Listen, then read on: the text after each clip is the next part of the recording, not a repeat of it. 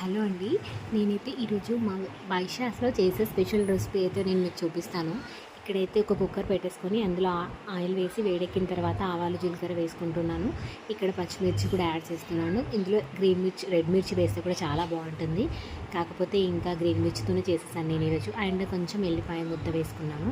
ఇందులో మన దగ్గర ఏం వెజిటేబుల్స్ ఉంటే అవి యాడ్ చేసుకోవచ్చు. నేను ఇంకా palak, carrot and spring onions అన్నీ వేసుకున్నాను. నార్మల్గా అయితే ఆనియన్ కూడా వేయవచ్చు, కాకపోతే స్ప్రింగ్ ఆనియన్స్ ఉన్నాయని చెప్పేసి నేను ఇంకా స్కిప్ చేశాను, బాగా స్మెల్ ఎక్కువైపోతుందని. వీటన్నిటినీ కాస్త ఆయిల్లో వేడి చేశాక పసుపు వేసుకోవాలి. పసుపు వేసుకున్న తర్వాత కొంచెం టమాటో వేస్తున్నాను. ఎందుకు టమాటో పాలక్తో యాడ్ చేయొద్దు కదా అంటారు కదండి, ఎప్పుడో ఒకసారి ఏం కాదు. నేను వేస్తున్న పాలక్ లీవ్స్ కూడా చాలా తక్కువ అండ్ టమాటో కూడా ఒకటే. అయితే 2-3 గంటల ముందు నానబెట్టుకున్న రైస్ 1 గ్లాసు, హాఫ్ గ్లాసు కందిపప్పు, పెసరపప్పు తీసుకున్నాను అనమాట.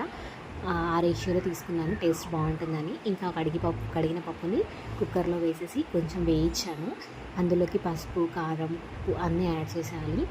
ఇంకా యాడ్ చేసాక కొంచెం గోలిచ్చిన తర్వాత వాటర్ యాడ్ చేసుకోవాలి. వాటర్ ఇంకా మన కన్సిస్టెన్సీకి తగ్గట్టుగా. కొంచెం ఇది కిచిడి ఏంటంటే లూజ్గా ఉంటే బాగుంటుంది.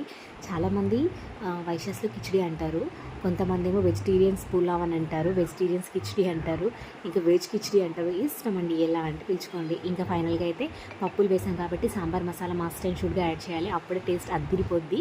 ఇంకా సాంబార్ మసాలా వేసి ఒకసారి కలిపి కుక్కర్ విజిల్ 3-4 వచ్చేదాకా ఉంచుకొని ఆ తర్వాత లీడ్ ఓపెన్ చేసి చూస్తే సో ఇలా అవుతుంది. నేను కొంచెం వాటర్ తక్కువ చేశాను, మా పాప కోసం తీసి పెట్టుకోవాలని కొంచెం ముద్ద అని చెప్పేసి అయితే పాప కోసం అలా అయితే చేశాను. ఇంకా అలా తీసుకున్న తర్వాత కొంచెం ఇలా స్మాష్ చేసుకోవాలి, అలాగే తింటే బాగోదు. ఇలా స్మాష్ చేసుకొని ఇంకా మనం ఉప్పు కారాలు అడ్జస్ట్ చేసుకోవాలి. వాటర్ పోసుకుంటూ మొత్తం అలా ఎనిపిన తర్వాత మళ్ళీ ఒకసారి స్టవ్ మీద పెట్టుకొని బాయిల్ చేసుకుంటే ఆ వాటర్ వేసిందంతా మనకి వాటర్ ఫీలింగ్ రాకుండా మంచి జ్యూసీగా రైస్ అయితే ఉంటుంది.